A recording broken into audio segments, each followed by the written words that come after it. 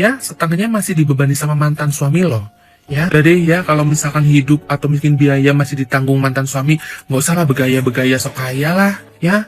Rendah hati aja, rendah hati nggak bikin lo miskin kok. Ya, jangan sok-sokan beli ini itu.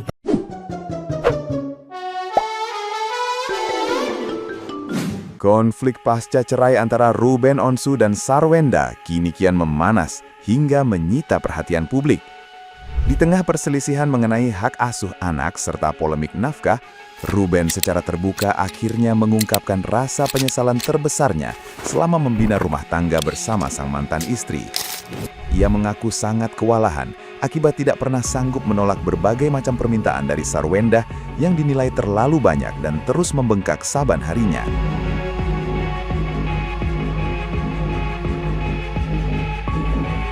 Demi memenuhi tuntutan kebutuhan hidup yang terlampau banyak tersebut, Ruben terpaksa harus bekerja secara amat ekstrim hingga merelakan waktu berharganya bersama anak-anak terpangkas habis.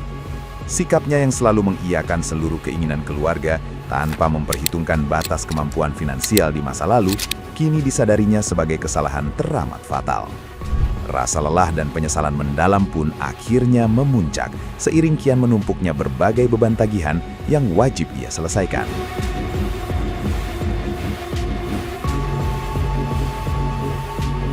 Nah, gimana nih menurut netizen yang terhormat? Silahkan berkomentar ya. Bilang katanya mau ngebiayain nafkahin anak sendiri, biar dikatain ibu mandiri. Kenapa? Marah ya? Kecewa? Nggak dapet nafkah lagi dari mantan suami. Nanti ujung-ujungnya ngebremos anaknya untuk tidak suka sama ayahnya karena tidak diberi nafkah. Nanti ketika ibunya ngebiayain nafkahin anaknya sendiri, dan ketika ayahnya ingin bertemu dengan anaknya dipersulit lagi. Kenapa sih? Lo pun meminta nafkah sama mantan suami lo, itu fair-fair aja. Yang penting jelas buat apa dan ada rinciannya. Bukan hanya langsung tiba-tiba nyodorin nafkah buat anak sekian ratus juta tapi nggak ada rinciannya. Sama aja bohong. Lagi malak lo. Lu berkonflik aja, tagihan kartu kredit lu aja ya setengahnya masih dibebani sama mantan suami lo. Ya, udah deh ya, kalau misalkan hidup atau miskin biaya masih ditanggung mantan suami, nggak usah lah begaya-begaya sok kaya lah, ya. Rendah hati aja, rendah hati nggak bikin lo miskin kok. Ya, jangan sok-sokan beli ini itu pakai uang sendiri. Ih, ketahuan mama lu, ya. Gue mau bilang, kemarin nonton tiket Blackpink itu. Jangan ngomong itu hasil lu ya. Aduh janda, aduh ya ampun, ini gimana ini? Ini mah jatuh dari itu, dari kasur, bukan dari Gunung Kawi ini ya. Janda, lu jangan bilang ya itu tiket dari lu itu. Aduh ya ampun, gue sesek. Aduh gimana sih ini? Ya udah deh jatuh. Janda itu kalau kemarin itu nonton tiket Blackpink itu lo jangan ngomong itu dari lo ya, itu janda itu jeripaya dari bapaknya. Kita bukan gak ngungkit-ungkit, bukan kayak apa-apa gitu. Kita tuh nggak pernah tahu atau gimana. Cuman lo kan yang bikin drama gitu. Lo puter-puter, jadi kita cuman mau kasih faktanya aja gitu. Emang kadang-kadang itu fakta menyakitkan, drama lebih mengerikan. Oh ya CEO, di mana sih lo?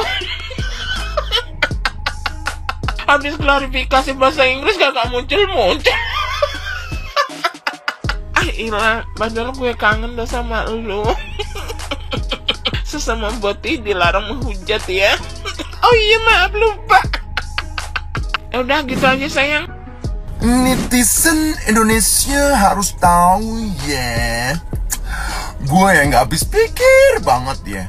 Mukondo Lover itu isinya orang-orang yang bebal, yang cacat pikir dan juga cacat logika. Masa mereka membahas dan mengatakan bahwa Ruben nggak pernah ada waktu buat anak. Hello, Ruben sibuk ya, sibuk cari duit. Tanggungannya setiap bulan selain 2 itu juga banyak banget. Lo tahu kan yang uang AC 400 juta, yang uang lift 504 juta. Dan juga ada furniture 3 miliar. Hah? Belum yang lain-lain. Belum angsuran. Belum ini. Katanya Ruben lebih memilih jualan power bank ketimbang ketemu anak. Hello, jualan power bank itu juga demi anak-anak, demi kebutuhan anak-anak. Ya ampun, mereka kenapa cacat logika sekali, cacat nalar kenapa? Gua kasih tahu orang kalau banyak waktunya mesti duitnya sedikit. Kayak itu tuh mau kondo. Kalau orang duitnya banyak, ya konsekuensinya waktunya sedikit. Karena harga diri seorang laki-laki itu adalah menafkahi, bukan numpang hidup. Mau kondo lover. Demi turuti Sarwenda, Ruben Onsu rela keluar pelarian hingga pinjam bank untuk renovasi rumah. Warga-warga sini pada kumpul ya. Ada drama baru nih soal rumah tangga ko Ruben sama Sarwenda. Gue kasih tahu nih pelan-pelan buat kalian supaya pada paham. Lewat pengacaranya, Ruben bilang kalau rumah yang sekarang ditempati Sarwenda dan anak-anaknya itu dibeli pakai hasil kerja kerasnya dia. Bahkan nih sertifikat juga atas nama Ruben. Yang bikin heboh, kata pengacaranya, renovasi rumah itu dilakukan karena keinginan Sarwenda. Kontraktornya malah orang tuanya Sarwenda sendiri. Buat biayain renovasi, Ruben disebut sampai ngajuin pinjaman ke bank dengan jaminan sertifikat rumah. Total uang yang dikeluarin katanya tembus lebih dari 11 M. Belum selesai di situ tuh ya, Ruben juga disebut sempat bayar cicilan bank sekitar 379 juta per bulan sebelum akhirnya pembayarannya ditunda. Nah, Ruben juga nggak terima kalau nanti dibilang rumah itu murni hasil usahanya Sarwenda. Dia khawatir anak-anaknya suatu saat salah paham nih ya soal siapa yang berjuang beli dan renovasi rumah tersebut. Tapi inget nih, semua masih berdasarkan pernyataan dari pihak Ruben aja, lewat kuasa hukumnya tentunya. Sampai sekarang belum ada tanggapan dari pihak Sarwenda sama sekali. Ya, kalau menurut kalian nih warga-warga nih, rumah itu harusnya jadi hak milik siapa nih? Tulis pendapat lo semua, jangan pada mager semua lo. Udah lo pada mager baca ya, mager juga komen. Buruan. Masalah yang sedang rame sampai hari ini nih belum selesai ya. Masalah antara Cici SW dan Koer ya. Dan tentu teman-teman tahu dong dari dua orang ini kan sama-sama tenar nih ya, baik dari mantan suami maupun mantan istri, dua-duanya tenar ya. Dan sudah pasti dua-duanya ada pendukung masing-masing ya. Tetapi nih ya, kalau saya boleh bicara nih kepada pendukungnya Cici SW ya mungkin bukan Sergios aja ya, tetapi di luar Sergios ya. Bisa nggak sih kalian itu kurangi ngomong-ngomong yang tidak baik gitu ya, hujatan-hujatan kepada pihak pendukungnya Koer itu yang terlalu berlebihan ya. Banyak kata-kata yang tidak baik kalian ucapkan ya. Seperti kita para pendukung Koer tuh dibilang makan beras bulog, makan beras raskin, miskin, tidak berpendidikan, dan lain-lain. Banyak hujatan-hujatan yang tidak enak banget didengar oleh kuping kita semua ya. Nah, karena ada akibat makian-makian itulah akhirnya lama-lama kan gak sabar juga dong dari pihak pendukungnya Koer, akhirnya jadi melemparkan hujatan balik kepada pihak dari pendukungnya Cici SW. Dan ini sangat tidak baik banget loh ya kan. Dari pihak Koer itu sudah coba menahan banget gitu ya, dengan hinaan-hinaan yang dilakukan oleh para pendukung dari Cici SW ya. Kemungkinan sih bukan dari semuanya 100% dari pendukung Sergios ya. Karena saya yakin kalau dari pendukung Sergios itu pastinya orang-orang yang berpendidikan, yang punya etika, etud dalam berbicara ya. Walaupun mereka menyukai fansnya, tapi tidak sampai segitunya mengeluarkan hujatan-hujatan ya. Jadi sedikit komen ya untuk para pendukung Cici SW, kurangi ngomong-ngomong kata-kata kasar yang tidak baik ya. Jangan seperti itu, apalagi kan di dalam kumpulan tersebut banyak orang-orang yang sudah lanjut usia ya. Harusnya kamu itu bisa sebagai pendingin suasana ya, bisa menasehati yang muda-muda ya, bukan ikut mencela juga, mengeluarkan kata-kata yang tidak baik juga gitu ya. Kan kalian sudah cukup usia ya, jaga juga kesehatan kalian. Nanti dengan maki-maki seperti itu kalian nanti stroke gimana? Kan merugikan dirimu juga kan? Oke ya, ini sedikit komen dari saya, jadi belepotan deh tuh ngomongnya ya. Oke, God bless you untuk semuanya. Bye-bye. Nah, ini ucapan dari Ruben Onsu. Nyari aman sama cari nyaman itu kan beda-beda tipis. Ini begini ya, memang mau bagaimanapun kehidupan artis itu memang tidak bisa lepas dari pro dan kontra netizen. Saya netizen juga, saya pasti pro dan kontra. Di sini sebenarnya kita itu mau memberikan nasihat loh, kalau mau didengarkan begitu. Mau menasihati secara pribadi, kita nggak kenal ya kan. Apalagi kita sebagai kreator membutuhkan tema kan begitu ya. Begini Mbak SW, lebih baik Anda berdamai kepada bapaknya anak-anak. Udahlah, ikuti apa yang menjadi hal yang paling penting.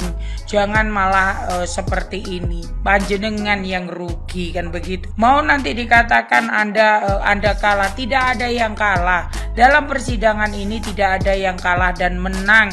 Kalian berdua, Ruben Onsu dan Mbak Sarwenda, kalian berdua sama-sama kalah di hadapan mata anak sampean semua. Sebagai orang tua kalian berdua kalah dalam mementingkan kepentingan anak. Karena apa? Semua ingin menjadi benar. Tetapi di sini kita ketahui apa yang dilakukan oleh si Bang Ruben Onsu adalah sebagai bapak yang mengkhawatirkan anaknya bertumbuh kembang di tempat yang agak sedikit semriwing menakutkan kan begitu ya. Apalagi ada pacar CEO. Kalau sudah menjadi seorang bapak, mungkin seorang Ruben Onsu agak sedikit tidak terlalu ketakutan. Ini kan si pacar begitu loh yo, sampai kegiatan sekolah wae pacar CEO yang mendampingi. Nah itu kan ya penglihatan dari publik itu seolah-olah bapaknya kemana, apakah tidak ada ini dan itu.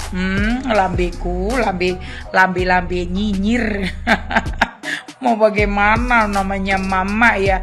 Tapi nasihat kita sama Mbak SW udah itu Mbak. Apalagi pengacaranya Mbak SW ini kebanyakan blundernya, itu malah merugikan Mbak SW. Sudahlah, egonya diturunkan. Mau bagaimanapun itu semua adalah demi kenyamanan dan ketenangan anak, ya kan? Bukan ketenangan diri sendiri. Yang diperjuangkan adalah anak, ya. Ikuti aja apa yang diinginkan. Kalau memang benar si anak ini harus berkongsi kasih dengan bapaknya. Kasihkan bapaknya Mbak, itu bukan orang lain. Bang Ruben Onsu itu bukan orang lain loh Mbak, bagi anak-anakmu. Malah pacar CEO itu adalah orang lain bagi anak-anakmu. Ngono loh Mbak. Ya agak sedih-sedih gimana begitu. Agak sedih-sedih gimana dan agak sedikit-sedikit nyinyir nih bibir. Gemes. 200 jetong sebulan. Aduh. Sebulan 200 jetong bisa dapat itu ya perumahan kecil-kecilan yang KPR itu. Nah itu 2 bulan 400 juta. Aduh, di kampung rumah udah gede. Kurang syukur namanya. Teganya ya saweran, bener-bener kayak lintah darat. Nyedot harta orang dan nyedot juga harta lakinya. Memang ini konglomerat lakinya, koruptor, yang duitnya gampang, tinggal cabut bulu ketek atau bulu jembut. Kasian juga ya, dia suruh nge-live setiap hari, juga sapi perah suruh ngesot setiap hari, terus dia ongkang-ongkang kaki, dia nggak tega. Semua permintaan istrinya nggak tahu diri dulu itu selalu dikabulkan. Nggak tahu diri banget. Dan sekarang juga tetap nuntut 200 juta. Enak banget lo ya. Itulah kalau wanita zaman now yang juga nuntut, tapi tidak tahu siapa lawannya. Ingat, waktu kita dulu dari Nyancing, turun dari negara tirai bambu, belangsak, kita naik getek dan terdampar di Tanjung Priok. Habis itu kita merantau di Mangga 2, jual daster. Ingat masa lalu, kita memang seperti biji salak ya, lupa kulitnya. Terus sekarang apa? Katanya iya rumahnya bermasalah yang ditinggalkan sama si mantan Wencong itu. Justru kalau bermasalah harusnya lu jangan live di situ. Jangan ajak itu rombongan sirkus Mangga 2 itu aja, mumpung itu keluarga itu nggak jelas. Harusnya lo bilang, sorry ya, live-nya jangan di sini karena saya tahu rumahnya bermasalah, kita masih ngutang di sini. Mantan gue Wencong itu harus lunasi utang-utang dulu, jadi daripada terjadi apa-apa, mendingan kita sewa studio jam-jaman di Tanah Abang. Begitu, enggak nangkring tetap. Makanya yang keluarga Mangga 2 itu gak tau malu ya. Terus mereka bilang, iya kan rumahnya bermasalah. Justru kan bermasalah, harus saweran, punya empati, perasaan. Kasian laki gua, mantan Chong itu ya, dia harus kasih gue hidup mewah, harus kasih hidup mewah kan anak saya. Habis itu lo ngatain Chong, nggak tahu diri lo ya, dasar saweran. Dan keluarga Mangga 2 itu sirkus sih, dia mumpung banget sih. Nah, susah sih kalau perantau kayak gitu, dari Nyancing yang ngegetek. Semua dihalalkan demi mencapai tujuan. Dengan cara nggak benar pun mereka harus kejar itu. Jadi menurut saya sih, mendingan lo pulang aja ke Nyancing kalau memang nggak puas dengan semua ini. Oh, tapi kan pengadilan begini, sekian-sekian, 50 juta, 30 juta, 100 juta. Wey, pengadilan pun akan kasih nota jika mampu. Dikira ini Tuhan yang bikin bim salabin buat ada selalu. Kalau memang laki lo itu mantan Chong itu koruptor atau jumpy spot jaksa agung, boleh yang simpan emas harta karun. Ini kagak. Pasti di pengadilan juga ada klausul lah, jika lo mampu. Itu makanya kesalahan terbesar ini si Onsen menikahi ini si saweran ini yang jual daster. Sekarang nasi sudah jadi bubur mencret. Itulah kesalahan selalu datang terakhir. Kayak ketika dulu mereka menikah di TV gitu kan, apa teman gue bilang hebat ya, saya bilang pasti ini maksa, pasti kena masalah. Bener, setelah 16 tahun kemudian bom atom meleduk. Tapi kalian ya wanita-wanita tahu diri lah, punya perasaan. Jangan cuma nuntut hanya dengan modal meki ya. Sekarang juga lu modal meki, cari itu papimnya modal kinti, sama aja ujung-ujungnya hanya modal alat kelamin. Makanya tahu diri dan punya perasaan.